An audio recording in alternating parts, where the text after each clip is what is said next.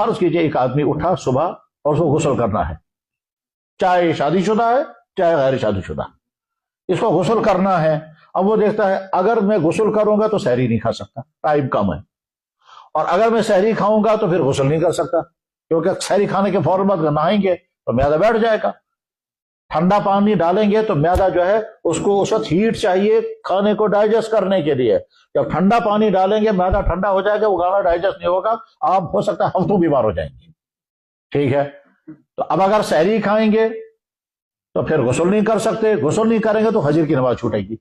اور اگر غسل کریں گے تب تک وہاں سحری ختم ہو جائے گی، تو کیا کریں گے اب؟ تو جواب،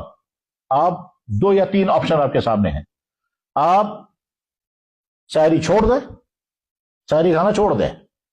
آپ ہلکی کوئی چیز جلدی سے 2-3 بسکٹ کھا لیں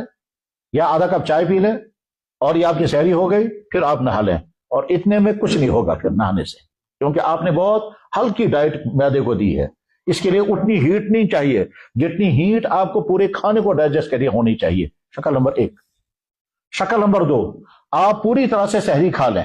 سحری کھانے کے بعد پھول گرم پانی سے نہائیں، آپ کو کچھ نہیں ہوگا، مگر پھول گرم پانی اگر ہوگا تو انشاءاللہ کچھ نہیں ہوگا، یعنی ہوا نہیں لگے گی، لیکن اس کے لیے ضروری ہے باتھ روم بھی گرم ہونا چاہیے۔ جب آپ کھانا میں نے تجربہ کر کے دیکھا، میں نے سوچا مجھے امت کو مسائل سمجھانے میں ہر چیز کا تجربہ کروں گا، ٹھیک ہے۔ چنانچہ میں نے ایک دفعہ چلے کلان میں گرتی ہوئی برف میں دریا میں جا کر نہایا رات کے 4 بجے، یہ سوچ کر کے کہ اگر مجھے کسی کو مسئلہ بتانا پڑے تو میں بتاؤں گا کہ ہاں میں نے کر کے دیکھا ہے، کچھ نہیں ہوا مجھے۔ چلے کلان میں برف گر رہی تھی، ٹھیک ہے، اور رات کے 4 بجے گیا اور دریا پر نہایا، مگر بہتے ہوئے دریا، یہ شہر کا دریا نہیں، وہ جنگل کا دریا جس پہ تیزی کے ساتھ پانی جا رہا تھا،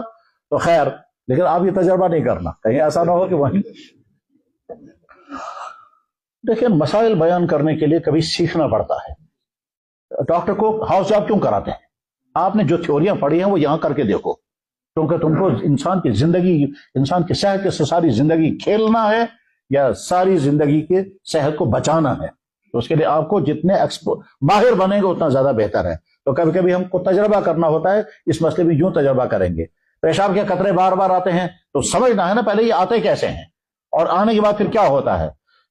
اگر پرائیویٹ پارٹ سے کوئی لکوڈ مادہ نکلا ہے وہ ہوتا کیا کیا ہے، اور اسے قسمیں کتنی ہیں، اس میں کلر کیسا ہوتا ہے، اس میں بو کیا آتی ہے، اس کا حکم کیسے بیان کرنا ہے، اس کو پہلے سمجھنا ہے، سیکھنا ہے،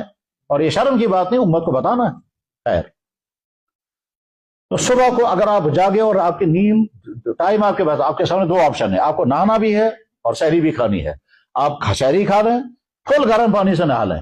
اس کے بعد پھر انشاءاللہ معدے میں کچھ نہیں ہوگا۔ لیکن اگر آپ کو ڈر ہے کہ نہیں ہو سکتا ہے کچھ ہو جائے تو پھر آپ سحری چھوڑ دیں یا لائٹ سحری کھائیں اور فوراً نہا لیں، اور نہانے کے بعد پھر فجر کی نماز پڑھیں گے۔ اگر آپ نے فل سحری کھائی اچھی طرح سے اور پھر آپ نے نہیں نہایا تو نقصان کیا ہوگا، آپ کی فجر کی نماز چھوٹ جائے گی۔